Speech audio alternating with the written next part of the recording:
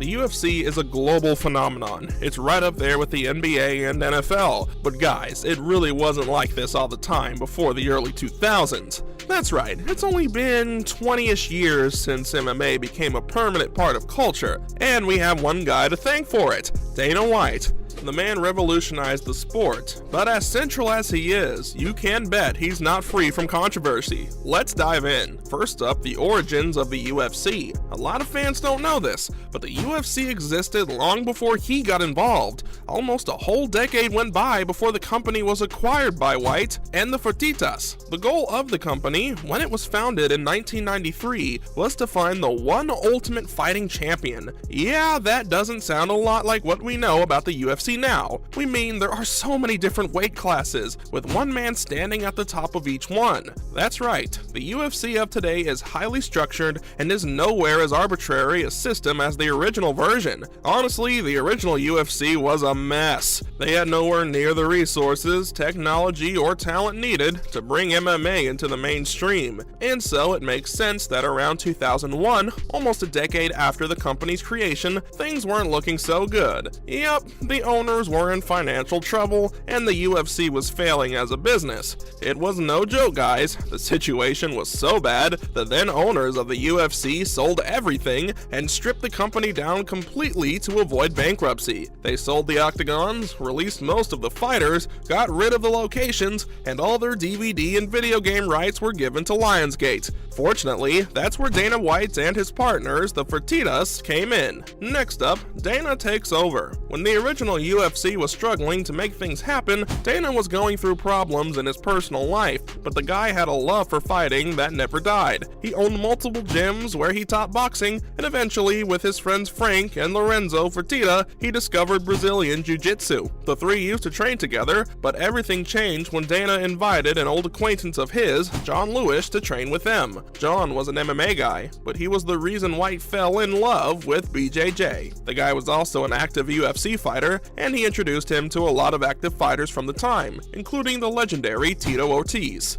The future UFC president learned the ins and outs of the fight game by representing legends like Ortiz as their manager, and these friendships came in handy later when he needed new fighters for his UFC. By the time the OG UFC was going out of business, Dana was already involved with the promotion, representing Ortiz as we mentioned, so when he saw the opportunity to take over, he wasn't gonna let it pass him by. The man went straight to his buddies, the Fertitas, and they put up the money to buy the old owners. And you'll never guess how much they bought this future billion-dollar company for. Yep, just $2 million. The Fertitas owned a 90% stake and gave Dana 10%, making him president. Following up, the initial struggles. Now these guys bought the company for just $2 million, and we're sure you're thinking, no way, that's too good to be true. Well, you've got to remember, guys, that no one believed in this thing back then, and the original owners, the creators, were trying to get rid of it, and they sold off all the rights to other companies like Lionsgate.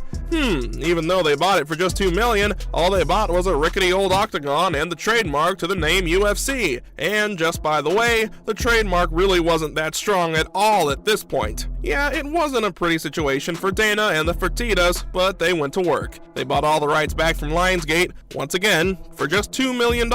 And that was great, but the business was nowhere near profitable yet. It was bad, guys. By 2004, the Fertitas had put over $40 million into the company, and it was going nowhere. People just weren't aware. They needed to do something big to bring their promotion and sport into the mainstream. It's insane that so much was going on behind the scenes, and no one knew till White revealed the story recently. Anyway, next, the three owners pulled off a Hail Mary and put another $10 million into creating a reality TV show called The Ultimate Fighter. Fortunately for all of us, the show became an instant hit. Next up, the business finally takes off. By now, it's clear that despite the amazing deal they got, getting the UFC to where it is today was no small task. But with the launch of the reality TV show, things started looking up.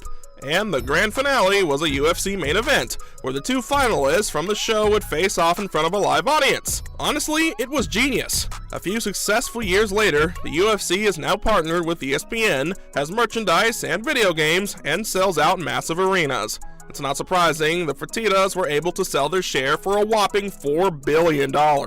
But even though those guys sold, Dana stayed on as president, and it doesn't look like he's retiring anytime soon. The man is a machine. He almost single-handedly created a cultural phenomenon. And we don't know about you guys, but we can't imagine a world without the UFC. Think about it, guys. UFC fighters became immediate global superstars, and this very young promotion has managed to dethrone boxing as the main fighting sport. Now, it's undeniable that the UFC head honcho has done incredible things for MMA, but does that mean he's well loved by everyone in the promotion? No. The man's a polarizing figure, and some fighters genuinely hate his guts. Let's take a look at some of the worst things MMA fighters have said about the big boss of the UFC. First up at number 5, Frank Shamrock. That's right, this UFC legend has some beef with the president, and honestly, it's kind of petty from both sides. It's undeniable that the Shamrock brothers were responsible for some of the early buzz the UFC got.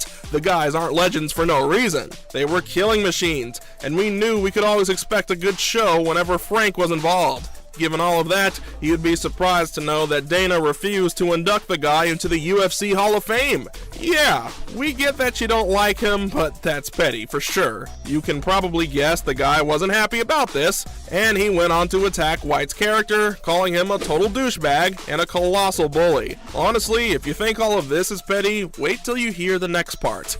Frank's brother Ken was inducted into the Hall of Fame, and he wasn't. Ouch. Talk about adding insult to injury. Next up, number 4, Tito Ortiz. Now this one might surprise you, considering how we've talked about how he and the Big Boss were buddies. They trained together, for crying out loud. Not only that, one of the reasons Dana was able to learn about the fight game, and the only reason he was able to be involved with the original UFC was because he was representing Tito. Unfortunately, these guys don't like each other at all anymore, and White has straight up called him a moron on many occasions. Yeah, there's no world in which this former champ of the UFC would take all of the president's abuse lying down. He retaliated for sure. Ortiz made his dislike for the guy known and called him a liar. Not only that, he went on to say that he was one of the biggest bullies in the sport. If you thought it stopped here, unfortunately it didn't. And he referred to the UFC president's treatment of his fighters as slavery. Coming up, number 3, Rampage Jackson. There's a trend on this list, guys. A lot of these guys seem to think the UFC head honcho is a bully. We all know and love Rampage, and one thing he never did was stay silent on his opinions. The guy talked about his relationship with the president, and again, declared him an inconsiderate bully. He talked about how he thought Dana was the kind of guy to force a fighter into the cage directly after surgery. Yeah, that's not a good look for the UFC boss at all. The two seem to have made up now, but boy, that beef was intense. Next up, number 2, Ben Askren. He was originally not signed to the UFC and was a champion in another promotion. But come on guys, everyone knows the UFC championship is the one the world cares about. Needless to say, the champion wrestler wanted in, and he had the credentials to get one of those precious UFC contracts, but Dana just didn't like the guy and called him some very colorful names. We get it, honestly, part of Askren's brand was just to be annoying, and boy, did he annoy White. He constantly went on and on about how bad a boss the man was, and how he was glad he didn't have to work under the tyrannical leadership of the UFC boss. Fortunately for Ben, he did get signed to the UFC, and we aren't complaining. We got to see that amazing Masvidal knockout after all. Yeah, that one hurt for sure. Finally, number 1, Colby Covington. Honestly guys, this one's really big, and it doesn't look good at all for the UFC head. He's an absolute beast and is one of those fighters we all know could one day win the championship, but the guy already came pretty close once. He was the interim champ at welterweight and by all accounts deserved the title shot against Woodley, but Dana refused to give it to him, saying he wasn't fit to fight because of some injury. Yeah, Colby wasn't too happy, and he revealed that the UFC doctors were refusing to clear him, even though he was able to fight. White's refusal to see logic was evidence of corruption, according to the welterweight contender. And guys, that's a huge accusation. Fighters have said lots of negative things about the UFC president, but this one's one of the most serious. That's it for this one, guys. Do you want more Dana White content? Let us know in the comments below. As always, like and subscribe. See you in the next one.